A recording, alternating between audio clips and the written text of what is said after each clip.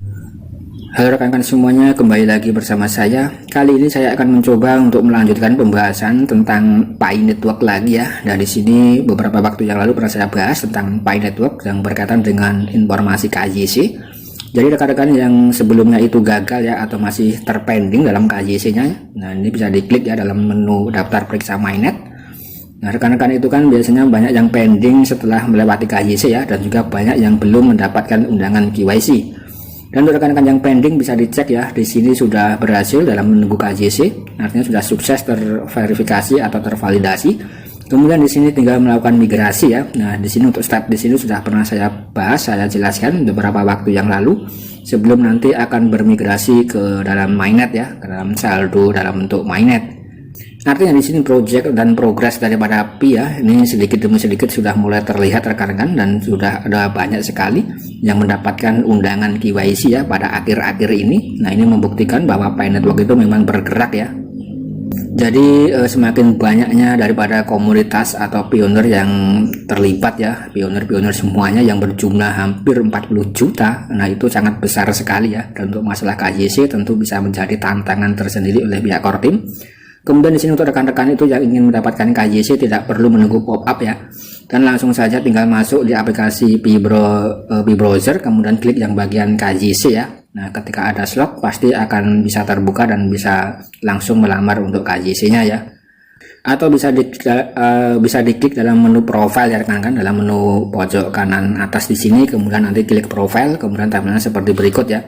Kemudian di sini ketika ada keterangan KYC ya dan ada keterangan mulai, rekan-rekan bisa diklik saja untuk mulai KYC bagi rekan-rekan yang belum undangan KYC ya, atau belum dapat undangan KYC. Kemudian ketika rekan-rekan itu sudah terchecklist seperti ini ya, dan kemudian sudah lolos KYC, tinggal menunggu saja migrasi ke dalam saldo mainnet. Setelah rekan-rekan sudah lolos ya dan sudah termigrasi ke dalam saldo mainnet, itu sangat aman sekali. Tinggal langkah selanjutnya adalah rekan-rekan jaga prasasti rekan-rekan jangan sampai hilang ya, bisa dicatat dalam catatan kertas, itu lebih aman rekan-rekan. Kemudian di sini saya akan mencoba membahas sedikit tentang informasi updating daripada Dr. Nicholas ya, atau di layar berada rekan-rekan semuanya. Di sini tampilannya sudah berbeda lagi. Pi 2023 Hackathon update ya. Nah, di sini kalau kita coba cek, rupanya kita diarahkan pada halaman saluran YouTube resmi dari Pi Network ya, yang sudah di-subscribe sebanyak 1 juta orang rekan-rekan. Nah, kita bisa berikan like. Kemudian di sini ada keterangan ya, ini video panjang 24 menit. Nanti rekan-rekan itu juga bisa melakukan terjemahan di sini ya. Nah, di sini kalau kita lihat dan kita terjemahkan ya, nanti rekan-rekan itu juga bisa menerjemahkan sendiri dan bisa dipahami ya tentang informasi updating daripada Pi Network di sini ya. Nah, ini cukup mantap saya rasa rekan-rekan. Nah, di sini berkaitan dengan hackathon ya yang akan segera ending, dan mungkin bisa dimaksudkan atau bisa ke langkah berikutnya atau step berikutnya ya. Jadi di sini kalau kita lihat dalam Pi Network memang memiliki basis pengguna yang sangat besar, sudah terbentuk ekosistemnya. Nah, kemudian di sini dimanfaatkan oleh Dr. Nicholas ya untuk membentuk ribuan aplikasi ekologi dalam event hackathon yang sudah diikuti oleh banyak orang di seluruh dunia ya, yang mana di situ juga banyak sekali bermacam-macam jenis-jenis aplikasi web seluler yang bisa dikembangkan ya, yang mana di situ nanti akan bergabung dengan blockchain Pi. Dan itu bisa menjadi nilai tambah atau utility ya, dan bisa dikatakan sebagai underlying agar harga daripada koin Pi nanti tidak terpengaruh oleh market atau bursa yang ada ya, karena sudah memiliki ekosistemnya sendiri.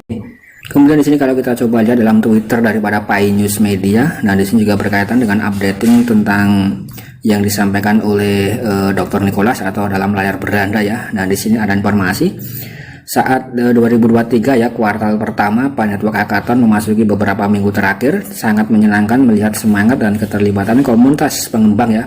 Dan di sini sudah dilaporkan lebih dari 5.300 peserta. Belum terlambat untuk bergabung ya. Kemudian di sini pergi ke brainstorm dan segera mulai. Nah, di sini artinya rekan-rekan semuanya ya, ini ada informasi yang mungkin bisa dikatakan ditujukan oleh para orang-orang atau pionir-pionir yang ingin terlibat dengan event hackathon. Nah, di sini masih ada kesempatan ya. Di sini sudah ada 5.300 peserta ya. Dan di sini eventnya mungkin akan berakhir pada tanggal 28 Februari mendatang untuk hackathon. Untuk rekan-rekan yang memiliki gagasan atau saran ataupun ide-ide aplikasi apapun itu ya, bisa bergabung atau terlibat dalam event hackathon di sini ya. Kemudian di sini juga ada yang berkomentar ya. Nah, di sini terima kasih untuk core team atas semua proyek besar di dunia akan diluncurkan. Nah, semoga di sini bisa goal dan sukses ya. Kemudian di sini kalau kita coba lihat kembali rekan-rekan dalam layar beranda updating ya, di sini ada @p core team. Nah, di sini ada dalam bentuk bahasa Inggris yang menjelaskan tentang informasi updating ya. Kita coba untuk melakukan terjemahan di sini. Nah, di sini terjemahnya adalah seperti berikut ini rekan-rekan. Nah, @p core team saat kuartal pertama 2023 ya, Pi Network Hackathon memasuki beberapa minggu terakhir. Nah, di sini memang informasi sama yang disampaikan oleh P-News Media tadi ya. Di sini ada lebih dari 5.300 peserta hackathon dalam aplikasi Brainstorm ya, dan banyak kontribusi untuk program PIOS opsional. Kemudian komunitas Pi sangat penting untuk membangun utilitas selama fase enclosed mainnet. Kemudian di sini belum terlambat untuk bergabung ya, jika Anda ingin mulai membangun aplikasi Pi Anda sendiri. Nah, di sini nanti rekan-rekan bisa bergabung. Oke rekan-rekan, itu tadi adalah sekilas tentang informasi updating yang berkaitan dengan kuartal pertama 2023 dalam hackathon ya. Kemudian di sini kita coba untuk melihat informasi berikutnya sedikit tentang masalah KYC ya. Nah, mungkin akhir-akhir ini banyak sekali rekan semuanya yang sudah mendapatkan undangan KYC. Kemudian di sini juga banyak sekali mungkin rekan-rekan semuanya yang masih ada masalah atau problem berkaitan dengan KYC ya. Di sini disebutkan tentang alasan dan kesalahan beberapa pionir yang terjebak dalam masalah KYC ya. Nah, di sini dalam bentuk bahasa Inggris. Nah, di sini banyak sekali yang berkomentar tentang hal ini ya. Mungkin rekan-rekan juga ada yang mengalami tentang masalah tersebut ya. Jadi di sini terjebak dalam masalah KYC, artinya di situ masih pending dalam approve KYC-nya ya. Kemudian di sini kalau kita coba bahas ya, kalau kita bahas di sini dibalas langsung oleh salah satu core team yaitu IHT Jam. Yang mana di sini proses aplikasi KYC yang macet sangat tinggi dalam daftar prioritas kami. Sebagian besar pionir ini macet karena alasan yang baik ya, yaitu ada beberapa skenario bagus yang diketahui yang tidak dapat kami bagikan di sini dengan pengecualian beberapa ya. Kemudian kami dengan hati-hati menyesuaikan algoritma untuk mengakomodasi skenario ini.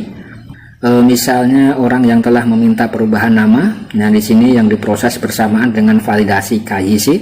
Kemudian validasi atau proses validasi untuk ini harus berlapis besi ya, sehingga kami tidak mengizinkan aktor jahat masuk ya. Misalnya ketika kemudian sulit untuk menyampaikan kerumitan prosesnya, tetapi kami siap untuk itu. Kemudian dan kami benar-benar menghargai kesamaan semua orang dengan kami saat melakukan ini ya. Kemudian masih ada lagi. Tapi saya pikir, nah di sini kalian mendapatkan inti dari apa yang saya ucapkan ya. Artinya di sini untuk IHT Jam atau salah satu core team ini menjawab langsung tentang masalah KYC ya. Kemudian di sini banyak sekali faktor-faktor yang ada di dalamnya. Kemudian salah satunya adalah masalah tentang rekan-rekan semuanya yang mengajukan banding nama, kemudian bersamaan dengan KYC ya, itu bisa macet. Jadi untuk prosesnya itu harus satu-satu ya rekan-rekan, atau step by step ya. Ketika rekan-rekan itu melakukan bersamaan dengan KYC, itu pasti akan ada bug atau macet ya.